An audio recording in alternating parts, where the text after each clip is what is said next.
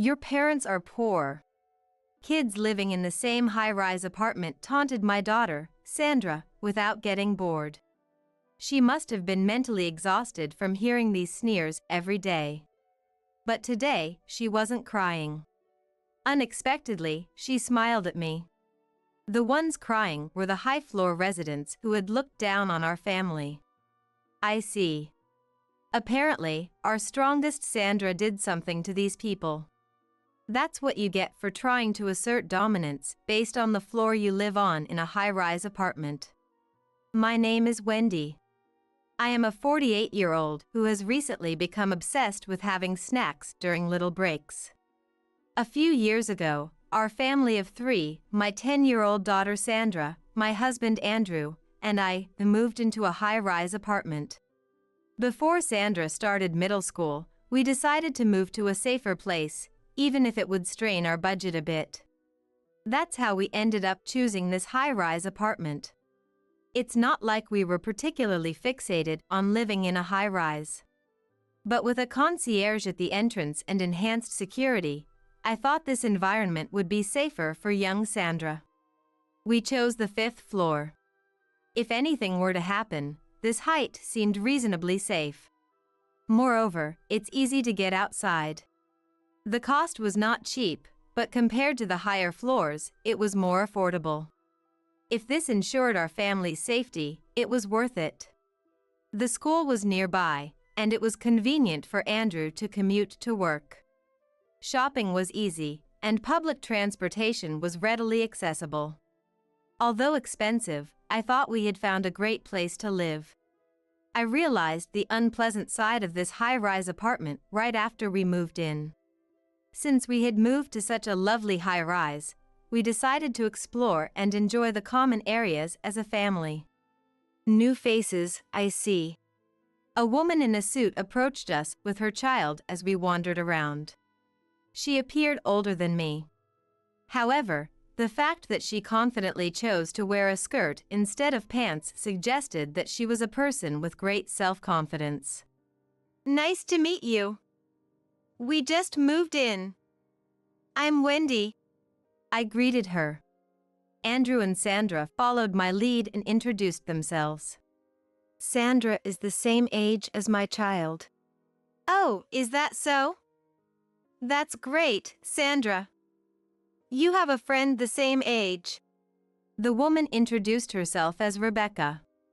Her child, Tina, was apparently the same age as Sandra. It was a happy encounter for Sandra, who had no friends yet since we had just moved. Tina attended a private school. Sandra went to a public school, so I felt a bit disappointed that they wouldn't be able to be friends both at home and school. Rebecca seemed to be well connected with people in the high-rise. As we talked, more and more people approached us, and Rebecca kept including us in conversations, saying, "This is Rebecca, they just moved in." I thought she was a nice person. By the way, Wendy, which floor do you live on? A person who had been nodding at everything Rebecca said asked me. The 5th floor. Huh? I didn't miss the look of surprise on their faces when they heard my answer. I didn't think I had said anything strange. But they seemed to think otherwise. Are you really living on the 5th floor? They asked with a suspicious look. Yes, the 5th floor. Immediately, Rebecca's group sighed in unison. Andrew and I were puzzled by their reaction, thinking, what's going on? What a waste of time. One of Rebecca's followers said, walking away from her. Several people agreed with her and left as well. To be precise, they didn't leave Rebecca. They left us. Sorry, we live on the higher floors, Rebecca said, with a smile that didn't seem apologetic at all. Honestly, Andrew and I had no idea what she was apologizing for. Were we being looked down on for living on a lower floor? I thought such things were just urban legends. As Andrew and I were bewildered, Rebecca said to Tina, Tina, Sandra lives on the 5th floor, so you shouldn't play with her. Then, even Tina stood up. Okay, she said, leaving Sandra to run over to another child. "See you," Rebecca said with a smile as she walked away from us. The residents of this high-rise apartment might be a bit strange. That impression was just the beginning. 2 weeks later, I was enjoying a leisurely day off at home when Sandra came back crying. "Sandra? What happened?" Sandra was usually very tough. When she was 3, she fell at the park and only frowned without crying, a story we've often told with pride. For her to come home crying, something serious must have happened. On my way back from school, they sang a song calling me poor. What? Apparently, they had made up a song mocking her for being poor and sang it as a group. What tasteless children. But the issue isn't their lack of creativity. Sandra's elementary school didn't have kids from the high floors, but it did have some from the middle floors of this high-rise. These children, along with their parents, seemed to follow Rebecca's lead. Rebecca looked down on us from the lower floors, so the middle floor residents did the same. In a way, they were straightforward people.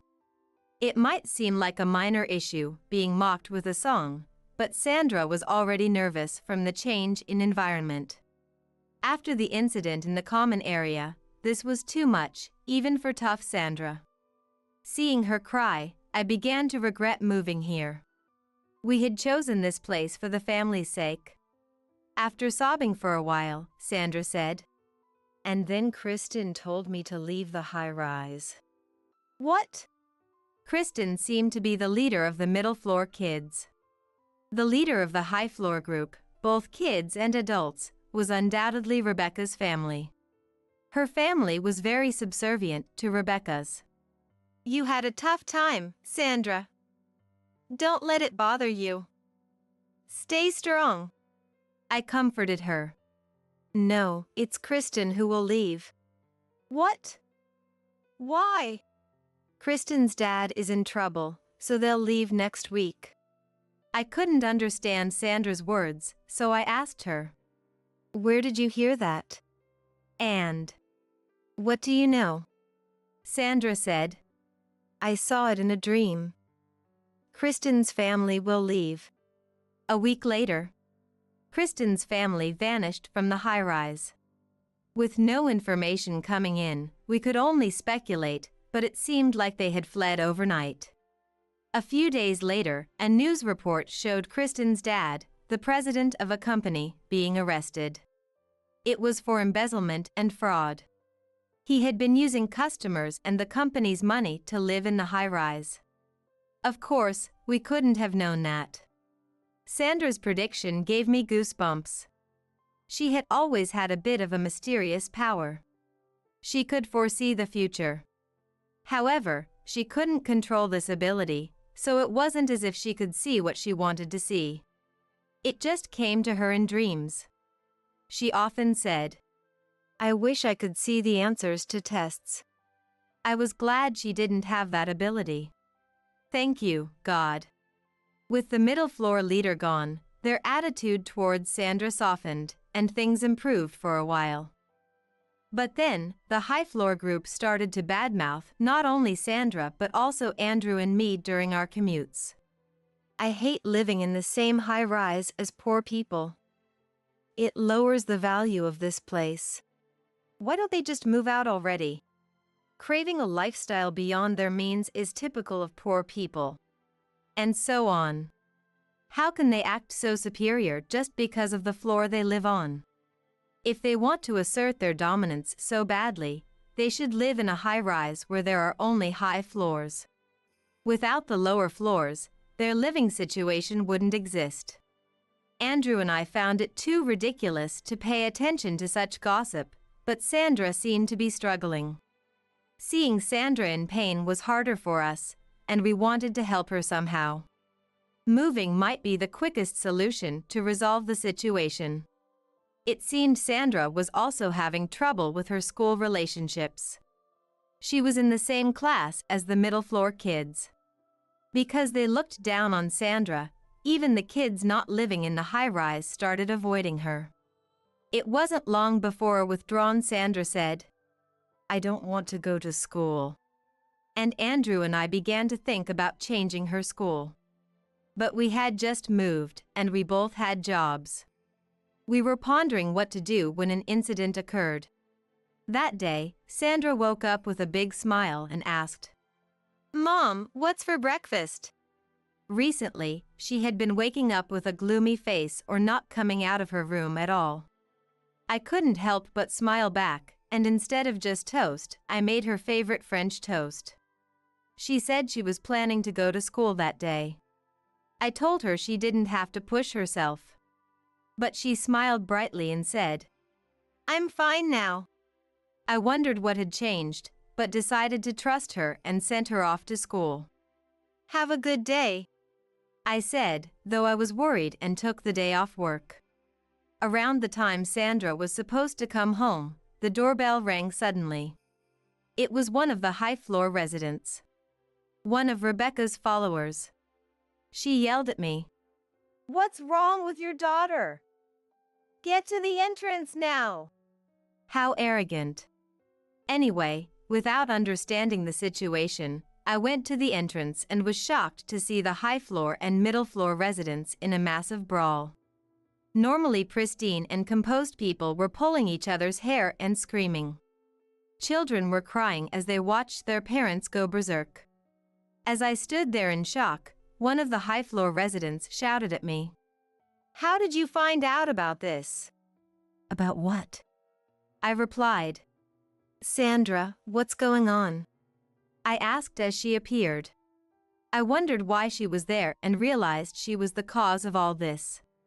Come to think of it, that's why I was called here. The scene in front of me was so shocking I had forgotten. She had run into the high floor and middle floor kids while coming home through the entrance. As usual, one of the middle floor kids taunted, "The poor girl is back. Your parents are poor."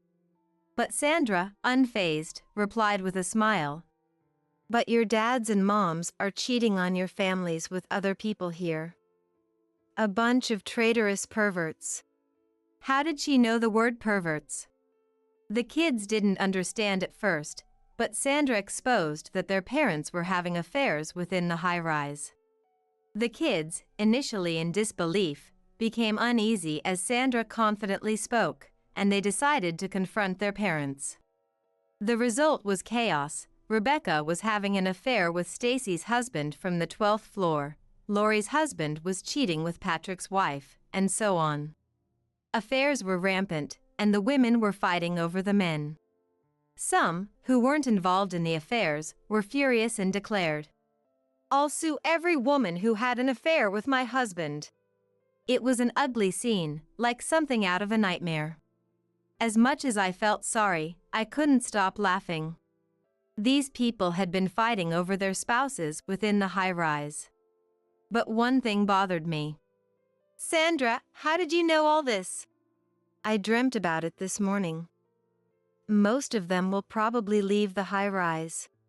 She smiled at my question. I wanted to dismiss it, but seeing the chaos in front of me, it seemed plausible.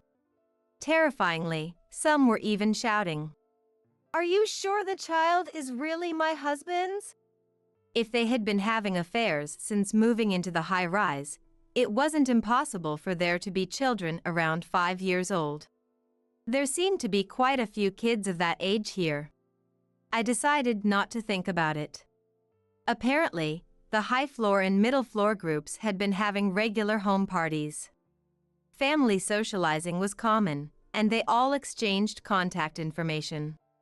Ironically, these home parties had become places for starting affairs, leading to this mess. Some people had already noticed their spouses were cheating. Some were even preparing for lawsuits. Rebecca, in particular, seemed to have 5 affair partners within the high-rise. As expected of a leader. All the wives of these partners declared they would definitely sue her. Rebecca had turned pale. She kept shouting, "That's just a child's fantasy. I'm not cheating, unlike the others." But with so many affairs exposed, no one believed her. Her followers even turned on her, saying, "If you're panicking this much, it must be true." And I saw Rebecca walking with another man. Betrayers emerged one after another. Rebecca, being a prominent figure, had many enemies. Those who had seemed like her followers were now eagerly berating her. She was now the one being bashed by the high-rise residents. I felt oddly relieved. After all, we were bashed without doing anything wrong. Rebecca had been doing bad things behind the scenes. Though it was still a suspicion, her frantic behavior made it clear she was guilty. As I watched the women's fight, Sandra suddenly said, "Mom." "Yes," I replied. Amidst the commotion, Sandra murmured, "I think Tina's dad's company will go bankrupt too." "That's terrible." I didn't think it was possible. After all, Rebecca's husband was also having affairs with many people. Unlike Rebecca's alleged infidelity, this was confirmed. Several people were coming forward, claiming they had been involved with her husband. Rebecca's husband's company was well known, even advertising on TV. He had a famous model in his family, making the company somewhat prominent. If the president of such a company is having multiple affairs, the company's image would inevitably suffer. As Sandra predicted, it was easy to imagine the company going bankrupt. Rebecca, who mocked our family, might be the next to fall. As it wasn't good for Sandra's education, I decided to leave the scene, but Rebecca shouted, "Make Sandra say it was a lie!" Her predictions couldn't possibly be lies. I believed in Sandra. It was definitely true. A few days later, someone from the high-rise must have leaked the information. News about Rebecca and her husband's affairs appeared in the media. Along with that, more scandalous stories about Rebecca having relationships with 8 men in the high-rise, and even with some children's teachers, were exposed. Soon after, Rebecca moved out of our high-rise. I later heard that both Rebecca and her husband were being sued for their affairs and were now struggling financially. As Sandra had said, the company went bankrupt, they failed to pay their employees, and multiple lawsuits were filed against them, not just for infidelity but also for business matters. Rebecca and her husband tried to improve their image and the company's, but it was in vain. They continued to live separately. In the high-rise, lawsuits continued, with many families getting divorced and moving out. Sometimes, bosses and subordinates who lived in the high-rise and had affairs were fired, creating all sorts of chaos. Before I knew it, just as Sandra had predicted, more than half of the residents had changed, making our life much more comfortable. With new residents, there was no more silly competition over living on higher or lower floors. In fact, we sometimes had friendly home parties with other families living on the lower floors. Children who went to the same school as Sandra moved in, and our neighborhood relations were excellent. We were living the kind of life I had dreamed of before moving to the high-rise. We had a tough start, but now every day is enjoyable. Sandra has grown, and lately, she even helps me with dinner. She handles the housework better than I do, and both my husband and I are grateful to her. This Mother's Day, maybe I should thank Sandra instead. It's important to show appreciation every day. As Sandra grew older, her mysterious powers faded, and she would joke, "I wish I could have won the lottery before losing my powers." That's what she says. But it's said that excessive power can be self-destructive, so maybe it's better this way. Still, sometimes she says, "You should take an umbrella today," on perfectly clear mornings, only for it to pour in the afternoon. Perhaps she still has a bit of a strong intuition without realizing it. Regardless, she's a daughter with a mysterious charm. There were times I regretted living in the high-rise, but no matter where we live, I'm sure this family will always be happy. From now on, forever. Don't judge a book by its cover, is something we were often told in elementary school, right? I remember my parents teaching me that lesson when I was growing up. It's true that you can't always tell what a person is like just by their appearance. However, there are people who don't realize this and constantly mock others. My name is Amy, I'm 30 years old. I live a typical life with my husband Charles, who works for a company, and our 6-year-old daughter Angela. I work part-time at a nearby supermarket about 4 days a week. Life is, well, so. We can't afford luxuries, but we're not struggling either. So, I'm satisfied with our current life. Amy, does your husband get a winter bonus? The economy is tough these days. Isn't it hard for you guys? The person who said this to me is Melissa. She is one of my friends and a leader in our group. Her followers, who were around her, looked me up and down and then laughed quietly. Today was an event at Angela's preschool. I thought I dressed appropriately, but maybe it was too plain. Amy, don't take it the wrong way. I just thought your outfit was plain, so you must be struggling financially. Working part-time just to make ends meet must be tough. Now she's mocking my part-time job too? I was about to explode, so I tried to leave quickly, but she didn't let me go. By the way, look at my bag. It's real leather. My husband insisted on giving it to me for my birthday. It cost $7,000, but for him, that's nothing. $7,000 is not cheap at all. I wanted to say, but I held back. Melissa, your husband is the CEO of a company, that's impressive. That's right. We can't afford such expensive things. Her followers eagerly flattered her. Feeling good, Melissa flaunted her bag in front of me and said, Amy, you should pay more attention to your appearance. Where did you buy those shabby clothes? And your bag, I've never seen that brand before. I guess that's all you can afford on a salary like your husband's. Angela must feel embarrassed with you looking so poor. She left after degrading me with a look of pity mixed with mockery. I forced a smile to get through the moment, but inside, I was seething with anger at Melissa's insensitivity. She's always like this. Melissa is a bit older than me, at 40. She's always curious about people's appearances, possessions, and Charles's job and salary, bombarding me with questions like a reporter while bragging about herself. I would never live on the lower floors. They seem so unsafe. The high-rise apartment we live in now is nice, but I wanted a higher floor.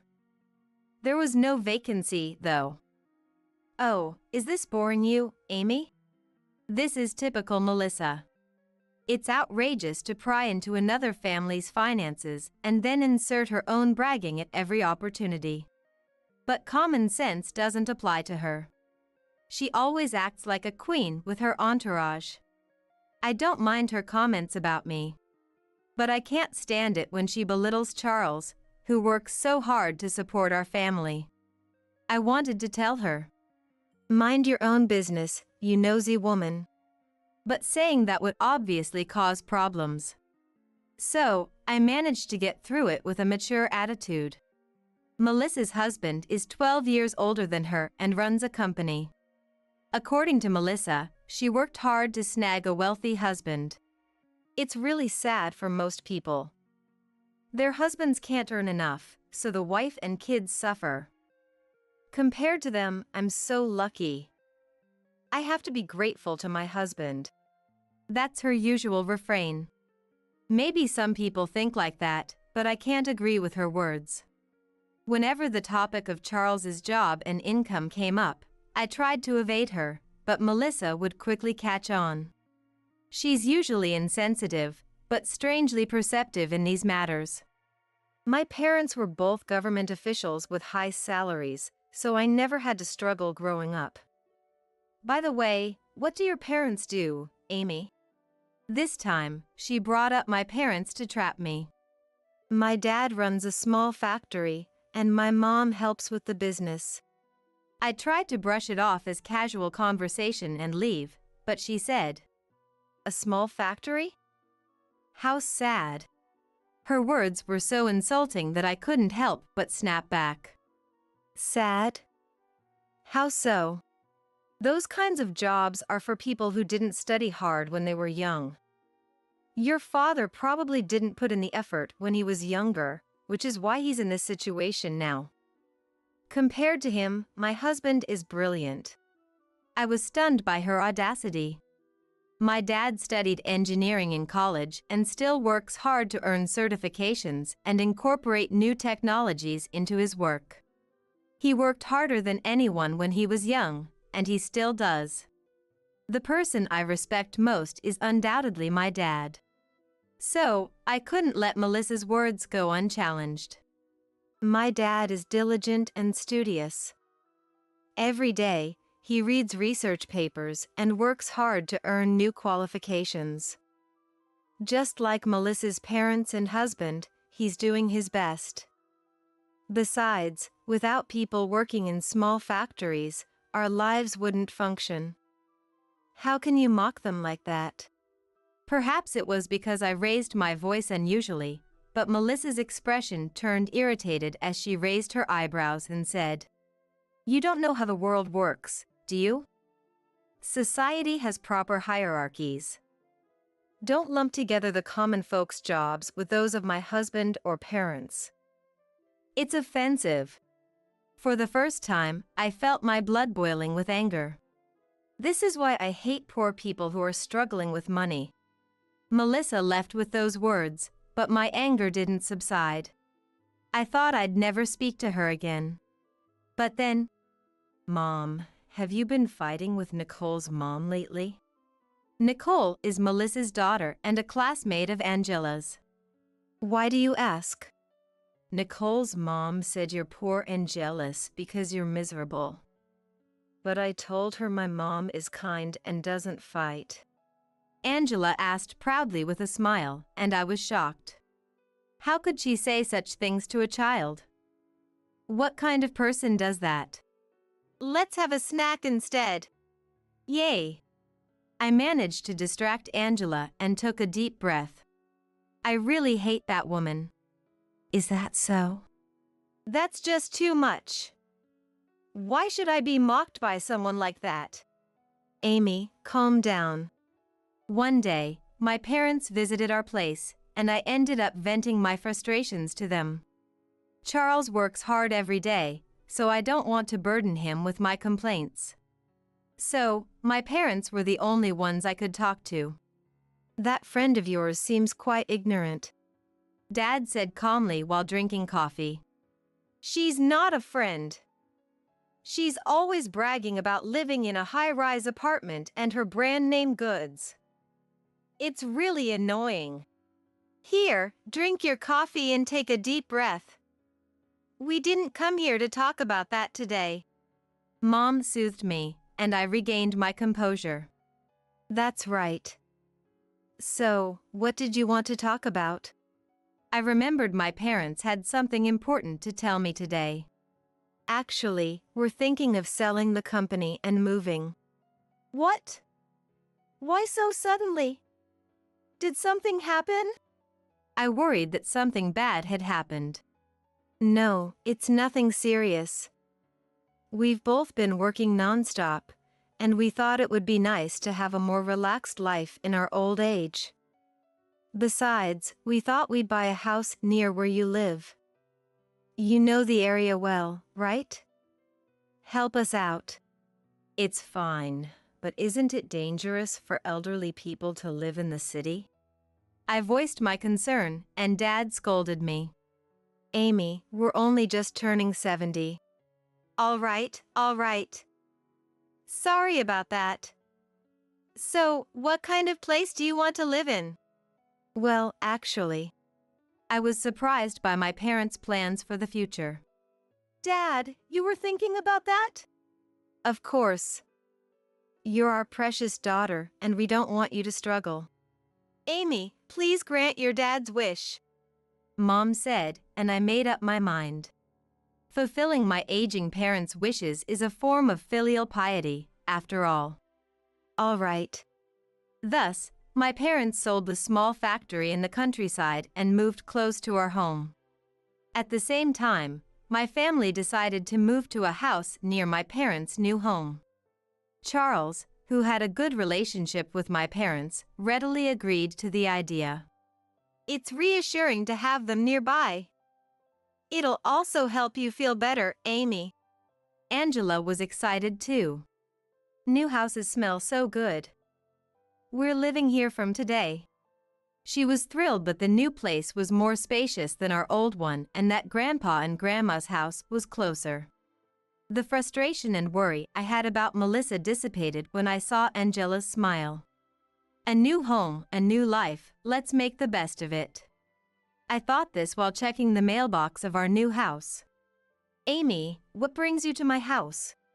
I had run into someone I didn't want to see. Oh. Melissa, you live in this high-rise? Yes, on the 15th floor. Why are you here? Melissa looked at me with a puzzled expression. Are you planning to buy an apartment in this high-rise? You should reconsider.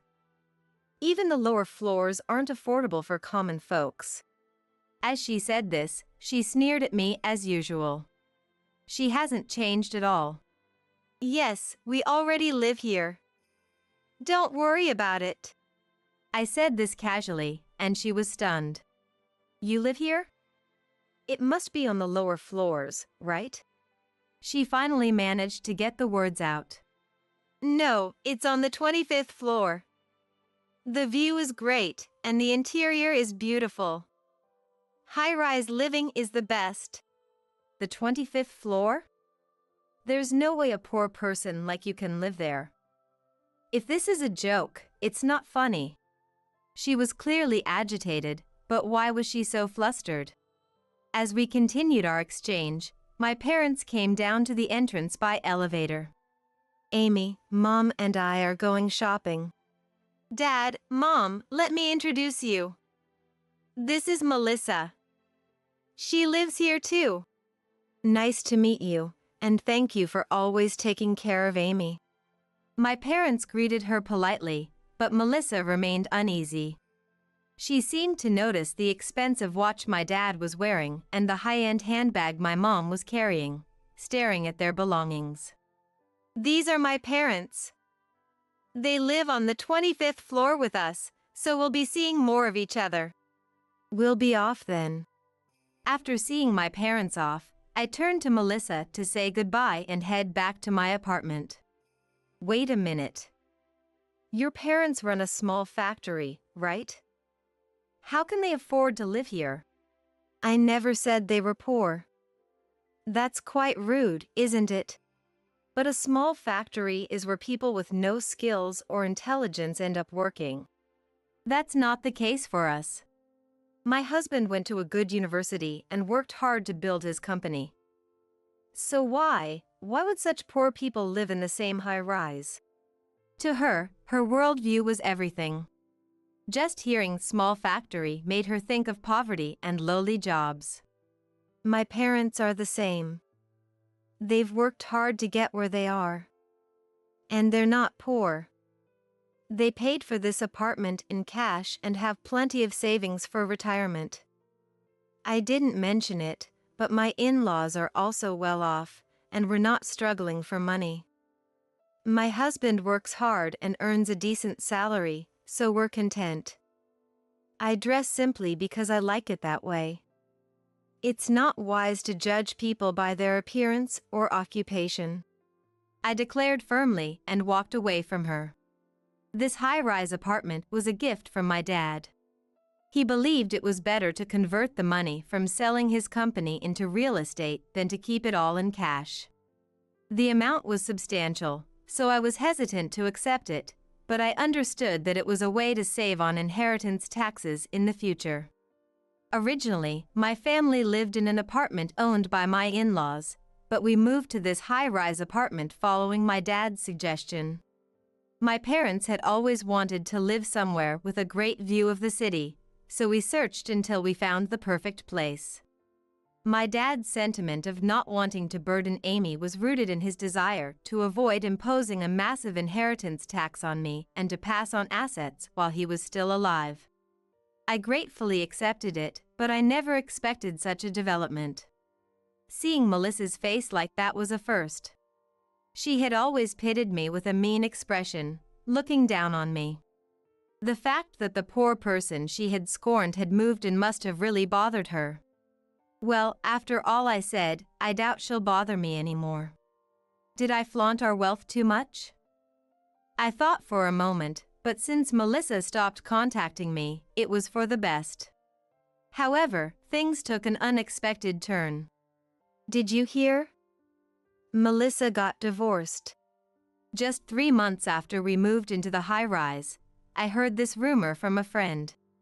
Apparently, Melissa's husband got fed up with her snobbish behavior. What happened? According to my friend, Melissa lived on the 15th floor of the high-rise, but shortly after we moved in, she suggested to her husband that they buy an apartment on the 30th floor. However, despite being a company executive, her husband, over 50 years old, couldn't get the loan approved due to income issues. That strained their marriage, and Melissa's spending worsened. Apparently, Melissa's husband woke up to the reality after she spent so much that their savings were nearly wiped out, leading to their divorce. I was so stunned by the news that I was speechless. Melissa's greed seemed limitless. After the divorce, Melissa moved back in with her parents, and she took her daughter out of preschool. Finally, I could live in peace. Melissa's remaining followers now tried to cozy up to me. Amy, you live in the high-rise where Melissa used to live, right? That's amazing. Can we visit sometime? Amy, you always look so nice. I thought you might be wealthy. Their sudden change in attitude was a bit annoying. After all, normal is best. Competing with others and showing off isn't for me. Charles and my parents agreed with me. We rented out the high-rise apartment and moved to a house a bit further away. Honestly, the high-rise apartment felt too grand for us, and having a house with a yard seemed more comfortable. A new house again. Now we can play in the yard with Dad and Mom. I felt a bit guilty about making my family move twice in a short period, but Angela seemed happy, so it was fine. Renting out the high-rise apartment brought in a steady income, allowing us to enjoy slightly better dinners. Still, the view from the high-rise made me feel a bit wealthy and was nice. Hey, Charles. In the end, normal is the best, right? Probably. As long as we can live peacefully together as a family, I'm happy anywhere. I nodded deeply at Charles's words. Having a loving family and living a peaceful, even if simple, life is the greatest happiness, I realized anew.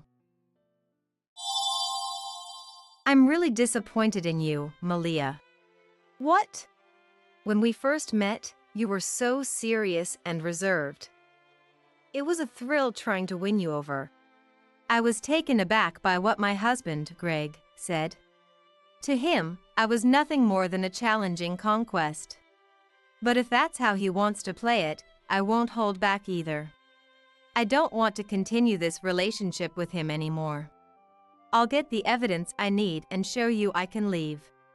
He's in critical condition, unconscious. I don't have time to get caught up in this nonsensical situation. I'm not his wife. I'll make that clear and hit my real husband with divorce papers. My name is Malia.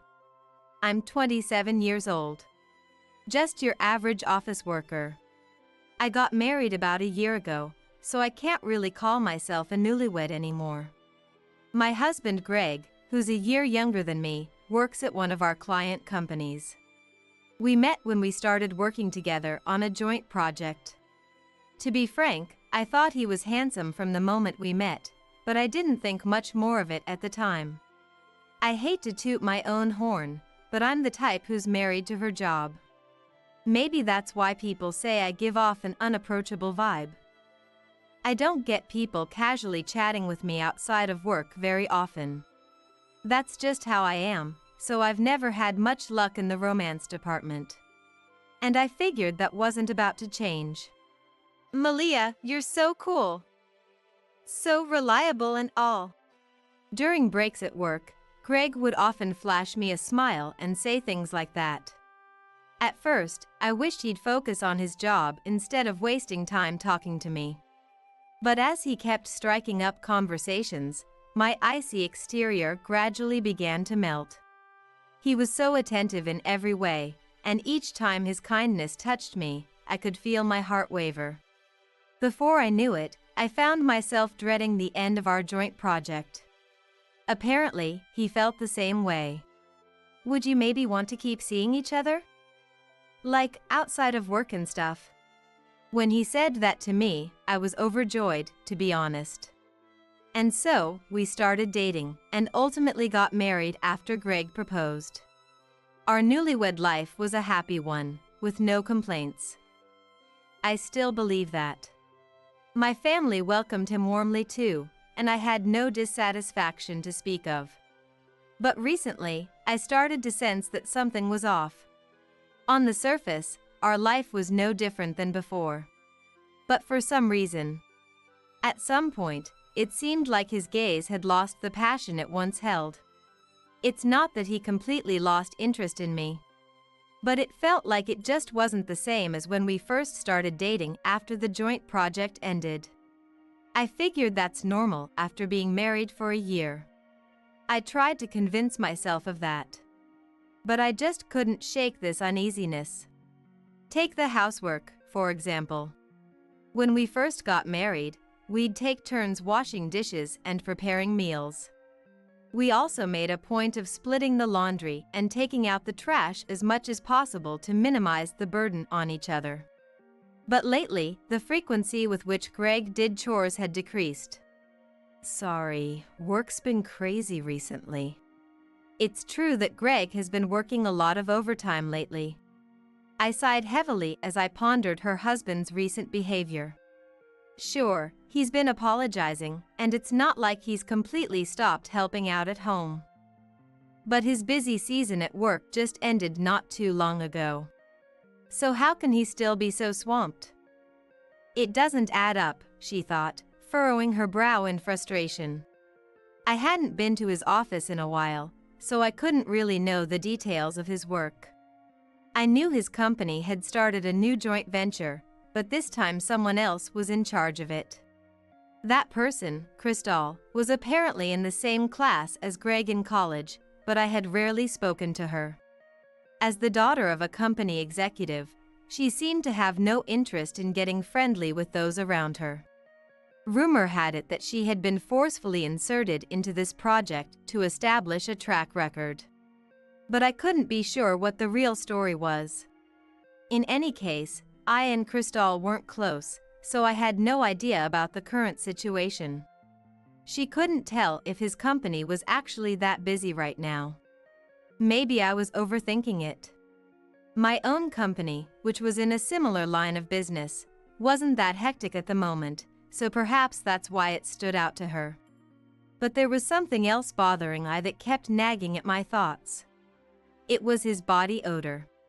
Or rather, his lack thereof, even when he came home after working overtime.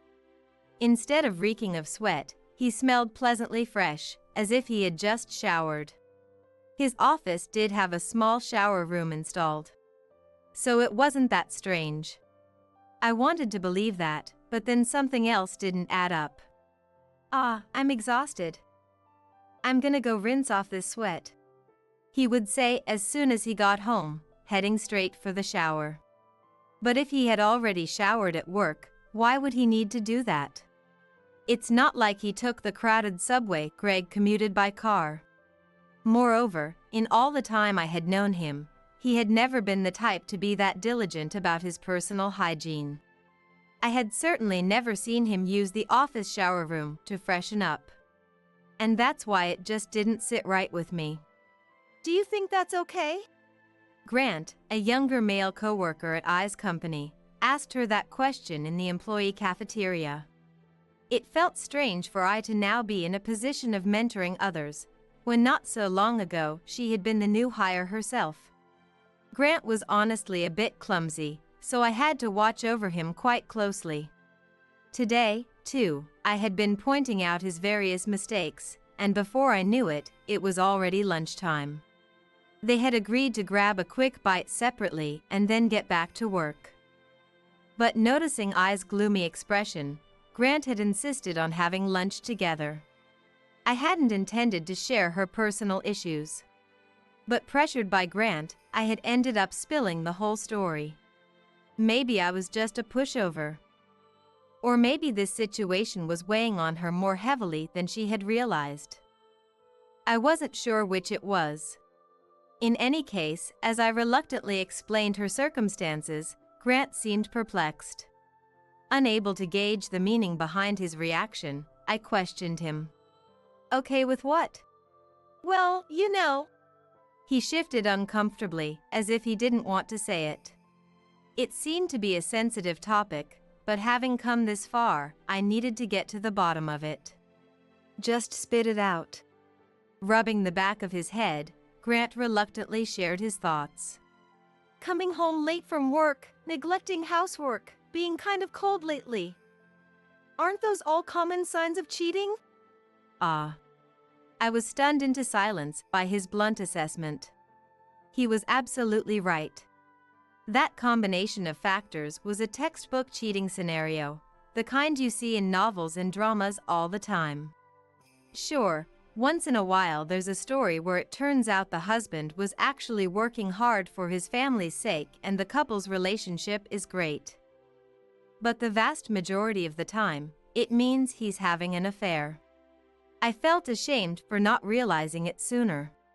Or maybe I just didn't want to think about it, even though deep down I knew. He is cheating on me. I'm sorry. It's just speculation on my part. No, it's okay. Thank you. I said softly, expressing my gratitude to Grant. If he hadn't pointed it out, I might have turned a blind eye to it forever. As a token of my appreciation, I paid for his lunch and left the cafeteria early. I needed to gather my thoughts before resuming work. In reality, I think there's a pretty good chance Greg is having an affair. The thought stirred up a whirlwind of emotions inside me. Now that I've become aware of it, I can't just leave things as they are. It would be impossible to focus on work or even carry on with my normal life. I'll try talking to him directly about it when I get home. With that decision made, I was finally able to regain some semblance of peace of mind. Somehow, I managed to get through the rest of the workday and headed home when it was time. By the time I arrived at our apartment in the fading light, Greg hadn't returned yet. Time seemed to crawl by agonizingly slowly as I waited, but Greg was nowhere to be seen. I'm home. Another grueling day of overtime. Greg walked through the door after 11 p.m., announcing his arrival. Once again, his body didn't have much of an odor. No, if anything, I thought I detected a pleasant fragrance emanating from him. Feeling unsettled, I took his jacket as he headed for the shower. I'm sorry. I mumbled apologetically as I searched the pockets of his jacket. I desperately hoped I wouldn't find anything. But my wish was tragically betrayed. From the inner pocket of Greg's jacket, I pulled out a single condom. There's no reason for him to have that in his work jacket. It's not like he's in a situation where someone would give him one. If he bought it for our intimate moments, it's strange that there's only one. In that case, it should be an unopened box. Unless there's some other explanation I can't even imagine. I'll have to hear it straight from his mouth. My resolve solidified, I stopped Greg as he was getting ready for bed after his shower. Oh, what is it, Malia? His face was completely nonchalant, not at all the expression of a cheating husband. Honestly, I hesitated to even ask. But I couldn't ignore these feelings gnawing at me. I found this in your jacket pocket. What's the meaning of it? Driven by those thoughts, I directly confronted him with my doubts. Maybe I didn't need to ask so bluntly. But I wanted to face Greg head-on. I had hoped he would do the same for me. But that hope was swiftly shattered. So, what do you think it means, Malia? What? Greg's response wasn't an excuse or an honest answer. It was a twisted, mocking retort. You think this proves I'm cheating on you? Why else would I be asking you? And that was the literal truth. Based on the circumstances, it was pretty much confirmed, but I didn't know for certain which it was. That's why I wanted Greg to tell me in his own words, so I could know for sure. But it seemed Greg had no intention of doing that. Aren't you going to say you trust me or something? I want to trust you. That's why I'm trying to get this straight. Then just keep on trusting me, plain and simple. I was at a loss for words at his incredibly irresponsible statement. Are you telling me to overlook your cheating? That's not what I'm saying. Take it however you want. But if you're calling it cheating, show me some clear evidence. If I had that kind of proof, I wouldn't be asking him about it in the first place. Greg must know that too. He just flashed a smug smile. Faced with his attitude, all I could do was stammer. That's... If you don't have anything, then don't bother asking. Greg shrugged at me as I struggled to find my voice. I gotta say, I'm disappointed in you, Malia. What? When we first met, you seemed so guarded that it was a thrill to win you over. What is he talking about? I couldn't quite grasp what Greg meant. No, I didn't want to understand. I refused to comprehend words that made it sound like he thought of our relationship, our marriage, as some kind of game. I thought staying married would keep things interesting, but not so much. Well, it's easy for me to handle at least. What are you saying? Nothing really. Just that being married to you turned out to be more boring than I expected. After that dismissive comment, he let out a sleepy yawn. Not the demeanor of a man being interrogated about infidelity. But I was so stunned that my mind was reeling, unable to find my next words. Then, in a perfectly normal tone, he told me, "If you want a divorce, make sure you bring some real evidence. I don't want to waste my time." With that, he left me standing there and went into his room. Greg slept in his own room on days he worked late, claiming he got too wound up and never knew when he would fall asleep. But I could no longer believe it was just overtime. However, so thoroughly deceived, I could only watch blankly as he walked away. From that day on, our daily life underwent a drastic change. The biggest difference was in his attitude toward me. He stopped doing the bare minimum of housework he used to do. I could no longer sense any of the attentiveness from when we first met. And he was clearly looking at me with a contemptuous gaze. He kept coming home late, insisting it was overtime, with that expression and demeanor. In truth, I must be an idiot. Considering his cheating and treatment of me, I have no reason to handle his share of the chores or prepare his meals.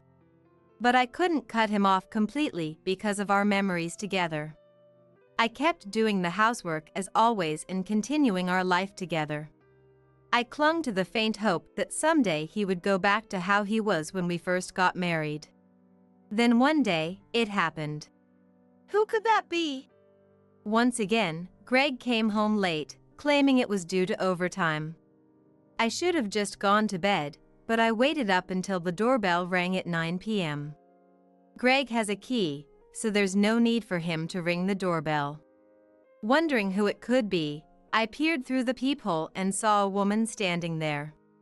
She had a somewhat frumpy overall appearance. "Excuse me, who are you?" I asked through the door. The woman looked a bit startled, then opened her mouth to speak. "Are you Greg's wife?" Yes, I am. I'm the woman who got involved with your husband, Greg. I was shocked by her sudden declaration. To openly admit to the affair and show up at our home like this. But something wasn't right. Greg still wasn't home yet today either. I had already confirmed with an acquaintance from when we worked together that Greg's current company wasn't particularly busy. Meaning he should be out cheating right now. So it was strange that his affair partner was here. Perplexed, I decided to let her in and hear her out. The woman, Amelia, apparently works at a subcontractor for Greg's company. She said that through their business interactions, Greg treated her kindly and she developed feelings for him, eventually confessing. Sure, I've never met a girl like you before. They got physically involved a few times after that, but I didn't know he was married. Amelia cast her eyes downward apologetically as we talked in the living room. It seems he never mentioned me before starting the affair. When Amelia found out later, she felt terrible, but contrary to those feelings, she couldn't easily end her attachment to him. Not knowing what to do, aware it was wrong, she looked up our address and came here today. To apologize in front of me, explain the situation, and talk it out. Normally, I should probably be angry at her too. But more than that, I had found a new target for my explosive rage. None other than Greg. Hearing Amelia's story completely severed any lingering attachment I had to him. Greg cheated on me, his wife, and then went after Amelia on top of that. The things Amelia told me, contrasted with what he said to me, I finally understood. Greg approaches women like it's all a game to him. I felt like a fool for trying to engage earnestly with someone like that. I concluded I needed to leave him as soon as possible. And with that, sympathy clearly won out over any other feelings toward her. Amelia, there's something I need to tell you. What is it? I proceeded to tell her everything she needed to know. You absolutely must cut ties with him immediately. For your own good. That included enlisting her cooperation for my divorce. By the end of our conversation, Amelia too was filled with the same fury I felt. A week passed after that incident. It should be about time. Greg claimed overtime again today, but everyone knows that's not true. In that case, now was the perfect opportunity to test that out. I took out my smartphone. Huh? Just then, the rarely used landline phone started ringing loudly. I wonder who it could be, I thought as I answered the phone. A tense male voice came through from the other end. Is this the residence of Greg Weiler? Yes, it is. But who is this?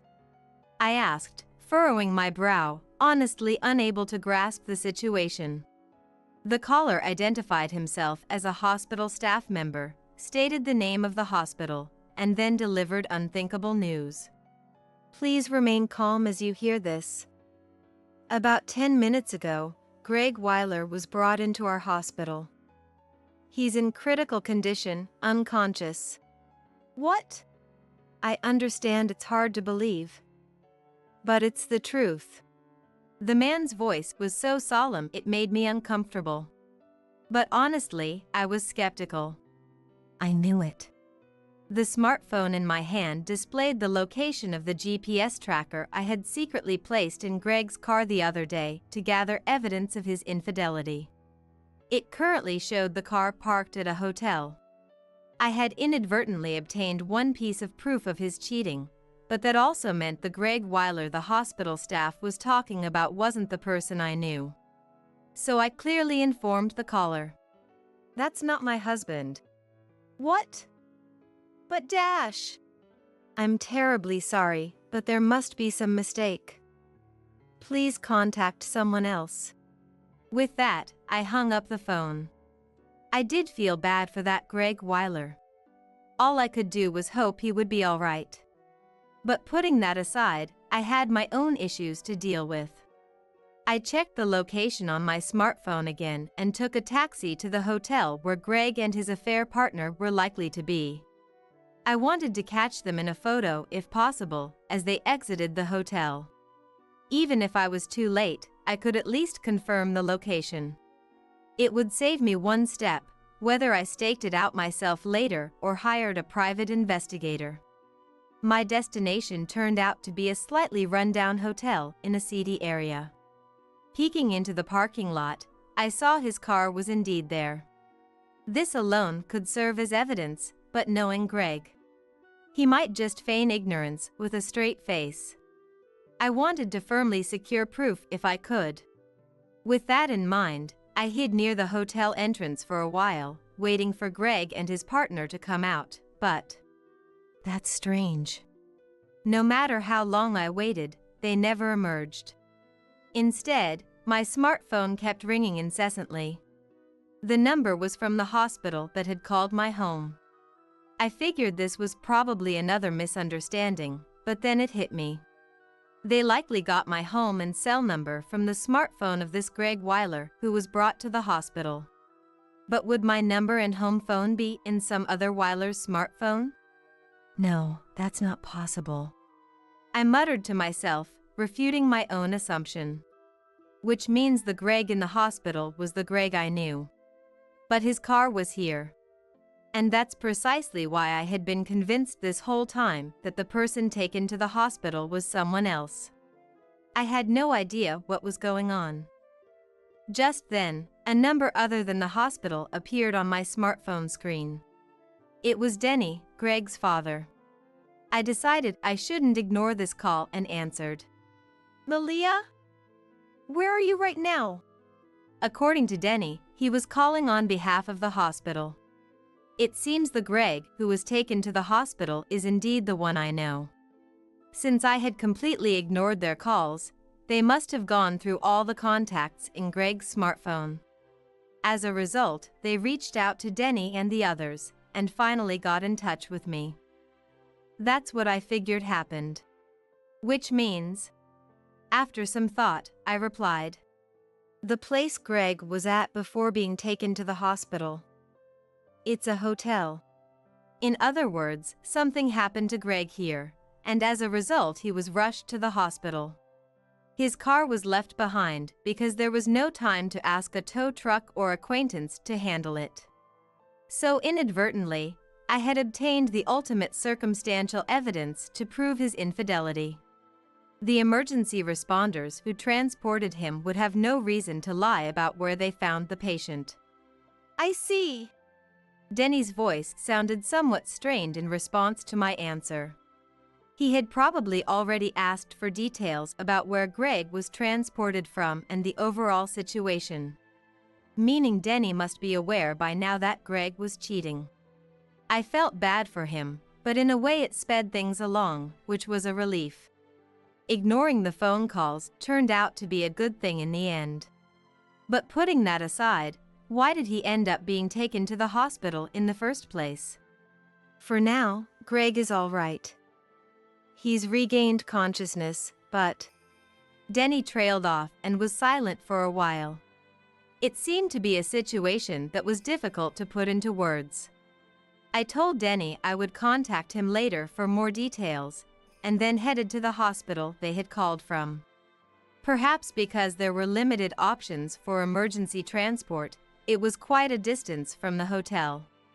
I'd make sure to bill Greg for the taxi fare later. With that resolve, I arrived at the hospital to find a situation that almost made me want to laugh. Greg was sitting on a bed near the entrance. The smug look that had mocked me so much was nowhere to be seen on his face. He was blushing beet red and staring at the floor, looking extremely uncomfortable. And Denny and my mother-in-law Rachel were glaring at Greg, barely containing their anger. Their slightly flushed faces were likely due to rage. As I stepped into the room, still confused by the situation, Greg noticed me. Malia! Please, mediate between me and Dad and the others. His first words were about his own convenience, not an apology or remorse. I could only be appalled. I never intended to from the start, but any pity I had left for him in my heart completely vanished in that moment. Huh? Mediate what? Don't tell me it's about the fact that you were cheating. Well, you see. Just so you know, I already confirmed your car abandoned at the hotel. At my scathing words, the color drained from Greg's face. Meanwhile, my in-laws' faces grew even redder. I'll double-check with the hospital staff to be sure, but the fact that you were cheating is now irrefutable. I wouldn't mention the other evidence I had yet. But even without revealing that, he had no way out now. He seemed to realize that. He slumped his shoulders and shrank into himself. It was as if his overconfident demeanor from just a short while ago had been a lie. More importantly, first explain what happened. Greg trembled at my sharp rebuke and slowly began to explain the circumstances. Once again claiming overtime to me, Greg had gone to the hotel with his affair partner. They got a bit hungry, so they ate some sandwiches the woman had brought. Then they washed up and used some lubricant to make the act easier before getting intimate. It was at that very moment. An indescribable, intense sensation apparently assaulted the area where they had applied the lubricant. A strange feeling of heat and cold they had never experienced before washed over them, throwing both into total confusion. But that wasn't the only thing that happened to the two of them. In the midst of their agonized writhing, a sudden urge to defecate struck. Even if they tried to make it to the toilet somehow, the bewildering situation made it nearly impossible to walk. As for what ended up happening, it turned into quite a miserable spectacle. The affair partner barely managed to call an ambulance, but he was foaming at the mouth and lost consciousness. However, this seemed to be due not to the physical anomalies, but rather to him being completely distraught from the terror and panic of the incomprehensible situation, combined with the humiliation of soiling himself. In other words, the enormity of the mental shock caused him to fall into a critical, unconscious state. Furthermore, the hotel staff and paramedics witnessed the two of them in that awful condition. On top of that, the affected area where something had occurred was thoroughly cleansed at the hospital. For Greg, who had always acted so high and mighty, the mortifying embarrassment must have been far greater than we could imagine. Moreover, that situation, which could only be described as disgraceful, was no doubt explained to my in-laws in meticulous detail. The reason for their persistently flushed faces was likely not only anger but also embarrassment. Imagining the humiliation Greg was feeling now, I honestly had to fight the urge to burst out laughing. If my in-laws hadn't been there, I probably would have pointed at him and guffawed. Incidentally, the mysterious sensations and bowel urges had apparently subsided completely by this point. There would likely be no lingering symptoms. That must have been quite an ordeal. I somehow managed to suppress the laughter that threatened to erupt. Greg must have noticed, as he hung his head in chagrin. I could imagine that something had been mixed into the lubricant. As for the urge to defecate, perhaps it was simply due to some bad food combination? Since the police hadn't been contacted yet, the details were unknown. However, there was one thing that could be said with certainty. But I have no sympathy for you. This is punishment for your cheating. Unable to refute my point, he let out a groan. At the very least, if he hadn't cheated, he never would have ended up in this situation. There was no way around the fact that it was entirely his own fault for suffering unnecessary humiliation. Malia, I'm truly sorry for my foolish son. With those words, Denny and Rachel beside him deeply apologized to me. I had no intention of blaming my in-laws. I hurriedly tried to reassure them. Please, stop apologizing. Denny, Rachel, you two did nothing wrong. The one at fault is... No matter how you looked at it, the ones to blame were the people who couldn't understand the obvious fact that they shouldn't cheat. As I thought that and was about to lay into Greg again, it happened. "You're the one at fault." From beyond the bed where Greg sat, the curtain dividing the room was pulled back to reveal an unexpected person. "Crystal!"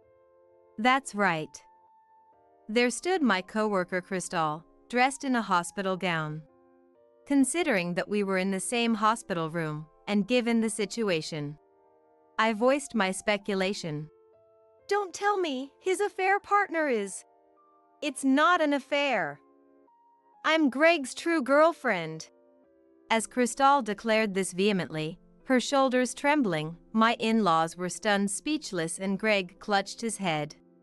While we were still reeling in shock, Crystal launched into an impassioned speech. According to her own perception, people apparently kept their distance from Crystal because she was the daughter of a company executive. From our perspective, it was clearly Crystal who was keeping her distance from us. In any case, Greg apparently treated her kindly as well, and before long they were passionately in love, or so she claimed. To Crystal, he must have been a knight in shining armor. Whereas to me, my impression of him had become nothing more than that of a fickle, unfaithful man. "Greg, you said your diligent wife who earnestly handles both housework and her job is boring." As Crystal spoke with a boastful air, my in-laws wore expressions of utter disbelief.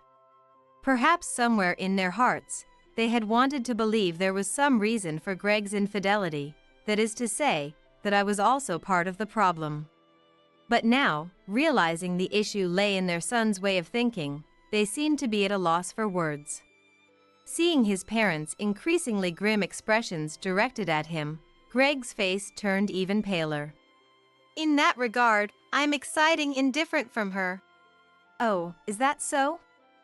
Then Crystal, if you marry Greg, you won't do any housework?" "Of course not." Crystal puffed out her chest with confidence, but fury from an unexpected source pierced through her.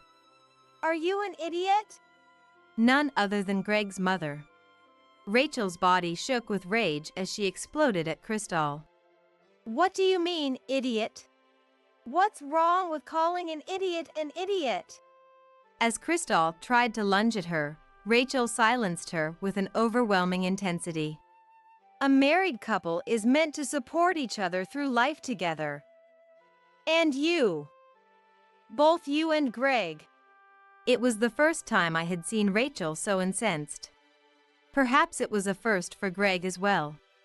He was visibly trembling, evident even to an onlooker. Denny's face also seemed to be turning slightly pale. "You should be ashamed of calling it boring to sincerely devote yourself to your partner. Ashamed. Why do I have to be told that by a stranger like you?" Though she should have stopped, Crystal still tried to argue back. Rachel unleashed another blistering rebuke at her. I was truly grateful we were the only ones in the hospital room. "Shut your mouth!" Seeing Crystal let out another scream-like cry, Rachel heaved a sigh of utter exasperation. "If you were to marry Greg, I would become your mother-in-law, you know?" "Oh!" As if the thought had never even occurred to her until now, Crystal bit her lip and hung her head at this point. To argue back without even considering that.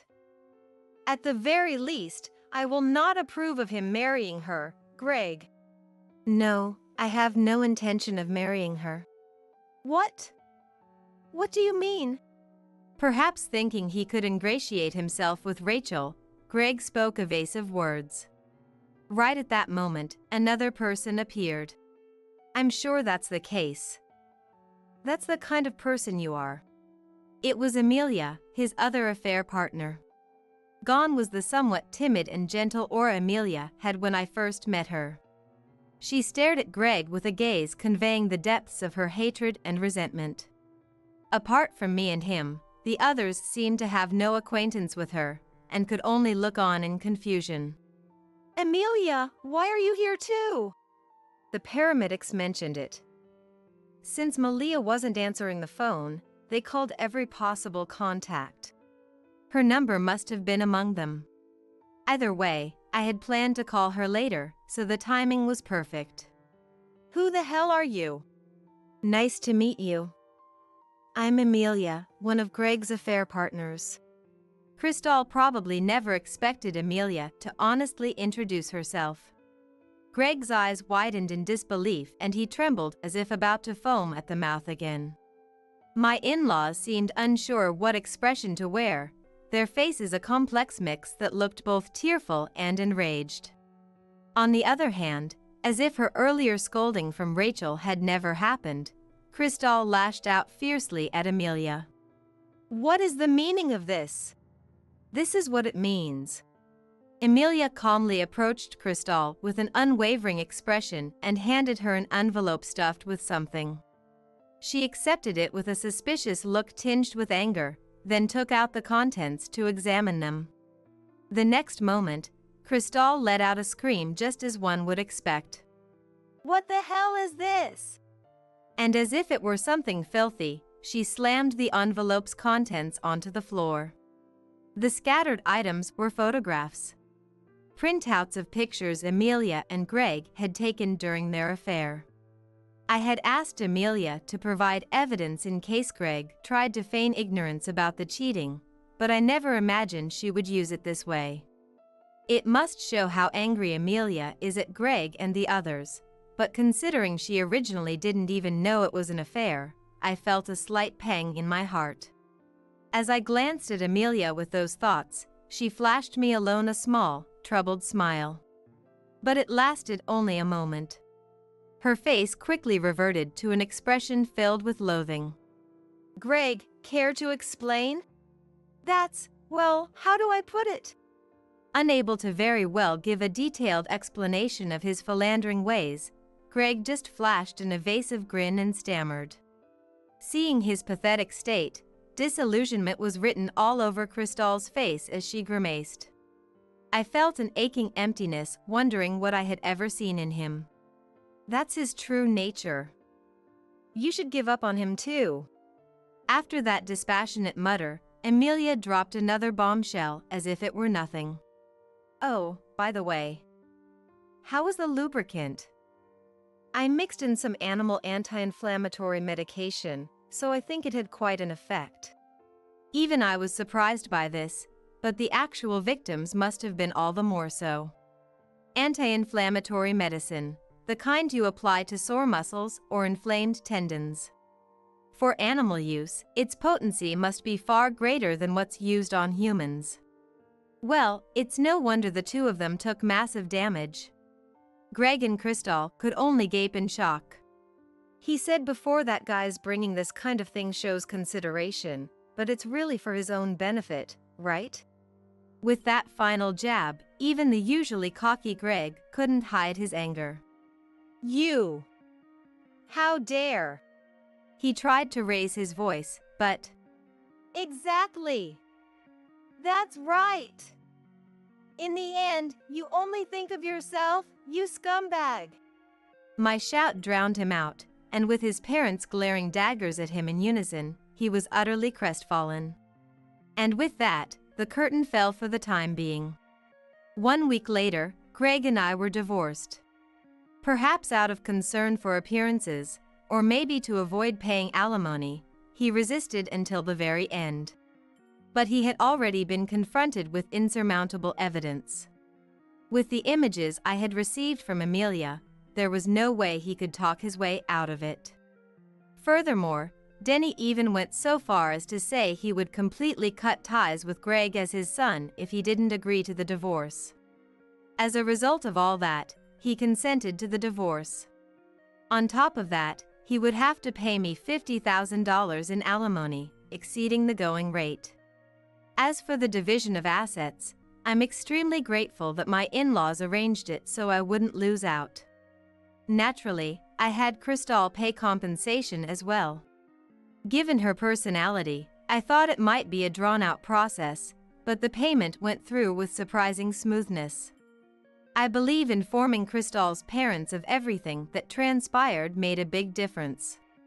Or perhaps, as executives, they feared a scandal and wanted to sweep it under the rug quickly. As if to prove that point, after the uproar, Cristal was removed from the joint venture team. Whether her parents indirectly suggested it to him or not, Greg was similarly taken off the project. But in hindsight, that was probably a bad move. With Greg and I divorcing and both of them pulled from the team, people around us began to view us with suspicion. By purposely neither confirming nor denying anything, I let everyone's imaginations run wild and spread rumors. As a result, subjected to even stronger gossip and curious stares, the two of them quit the company as if fleeing. I haven't heard details about what happened to them after that. Apparently, he completely lost his confidence and became a shut-in at his parents' home. It wouldn't be an exaggeration to say his life is over now. But honestly, I no longer cared. As for Amelia, she turned herself in to the police to atone for the crime of mixing anti-inflammatory medication into the lubricant. Incidentally, she knew there was lubricant in Greg's bag, and Greg was full of openings, so the tampering wasn't that difficult. And the reason the two of them got stomach aches was simply because the sandwiches Cristal made were rotten. It can only be called their own responsibility for heading off to cheat after work. People should properly take responsibility for their actions. That probably applied not only to the tampering, but to the infidelity as well. Precisely because she's an earnest, good person, I felt renewed anger towards Greg. I want to go give him a piece of my mind. However, with my in-laws keeping a watchful eye and no police report filed, I'm not sure what charges Amelia will face. As for me, I'm currently enjoying my freedom in both mind and body. With the alimony, I have plenty of money to live luxuriously. Plus, to fill the void left by those two, it's been decided that I'll be selected for the joint venture again. When that happens, I plan to bring along my younger colleague to learn from the experience. After all, he helped me out a lot with this whole ordeal, so I want to repay that kindness. Sometimes, the way she looks at me is... No, I must be imagining things. In any case, I don't want to deal with romance for a while. Still, life is long. If the mood strikes me someday, it wouldn't be so bad to fall for someone again. When that time comes, I'll be sure to watch out for fools who only say what I want to hear.